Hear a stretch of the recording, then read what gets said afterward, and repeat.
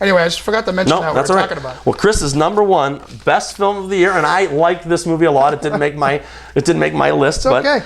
The Muppets. When I left The Muppets, I had a feeling in here About your childhood? and here that I cannot explain. I expected the Muppets to be irreverent and funny because that's the Muppets. Mm-hmm. And I grew up with the Muppet Show reruns a little bit, and I used to watch Muppet Babies like crazy. And I saw the first movies. Muppets Take Manhattan actually was the last movie I saw as a kid at the old Lawrence Park Drive-In before they knocked it down. And I was sick as a dog, and we couldn't stay for the second movie. That's okay, but I did not expect the Muppets to be as nostalgically wonderful and as touching as it was. I teared up 2 or 3 times in the film. I love the fact that it took place today, and it made reference to themselves back in the day. It made reference to them actually being real stars that were forgotten, and then they had to all get back together, and it was so wonderful. And I know Jason Segel. He actually is a Muppet collector. I don't know if you saw this. He wrote the movie. He wrote the film and got it all put together and commissioned to be brought back. And the reason I go to movies is because I want to be touched in a couple ways, and that movie made me laugh, it made me cry, it brought back nostalgic memories, and I think it reinvigorated the Muppets. I never thought it could, and that is to me the reason why I go to the movies, is because of movies like the Muppets. And I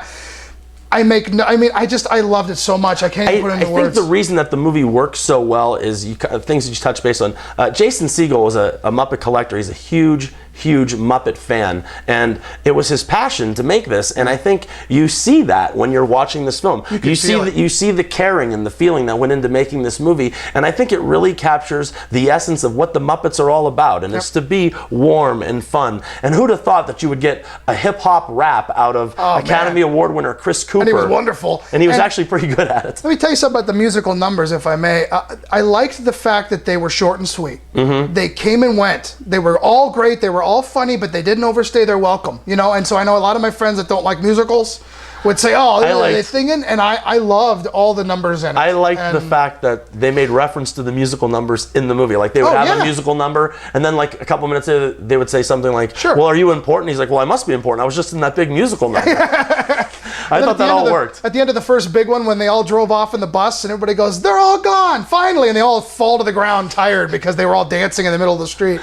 I guess I don't know what else to say except the Muppets is the reason why I go to the movies, and that's all I can really say. I absolutely loved it, and the one thing I think stands out though about a film like the Muppets is it was actually, like we said, it was written by Jason Segel and another man, Nicholas Stoller, and together they created Forgetting Sarah Marshall and Get Him to the Greek, and that they can take really R-rated material and be really good with that, and then take rated G material and be really good with that, really shows a diverse amount of talent from both of these gentlemen. And I think that's my favorite. It's definitely my favorite sort of family film for the year, like Toy Story 3 was last year. To me, it's just, I don't know. It was a great film. I loved it. So I like the Muppets a lot. Shall we? To #1 for me. Drum roll, please.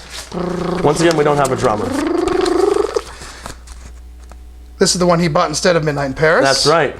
Warrior. The Warrior. I think this is actually just standout filmmaking. I think when a lot of people look at this trailer and commercial and preview on TV, I think they're saying to themselves, "Wow, I've seen Rocky. I've seen that movie." Yep. This movie is so much more than an MMA fighting movie. I'm not a fan of MMA fighting. Mm-hmm. This movie is about many things before it's about MMA fighting, and it's about these two brothers clashing in and out of the ring. It's about the hardships driven on their family by their father, who is Nick Nolte. And I'm going to say this now, I didn't say this during the review, but just give Nick Nolte this trophy right now for supporting actor, because every couple of years the man comes out with a movie and it basically says, "This is why I'm regarded as the great actor that I'm regarded as." Right. And this is one of those. He steals every second that he's on screen. It's standout. And I want to say, Tom Hardy is this big action muscle bound. He's going to be Bane in the next Batman film, but he's a great actor, and I think that's what separates him apart from all these other actors that kind of, like Jean-Claude Van Damme, Vin Diesel, that they kind of... Tom Hardy is a talented actor before he's anything else. Okay. And this movie, and Joel Edgerton is plays his brother, Brendan, in this film, whose biggest role, I think, to date was he played Uncle Owen in the new prequel of the Star Star Wars trilogy. But he is a standout as well. This movie, it has heart and spirit, and I just cannot recommend this film enough. I saw it when it opened on a Friday, and then I took my parents to see it 3 days later, and they both loved it. I loved it. It's just a great movie, and I think it's got enough about family for everyone to appreciate. See, and it sounds like, you have a real passion for it, because after you saw it, you had that feeling like, number one, I want to turn around and see it right now again. Right. And I want to bring everybody I know to it. Right. I think that's what a lot of my top 5 is, from Muppets all the way down.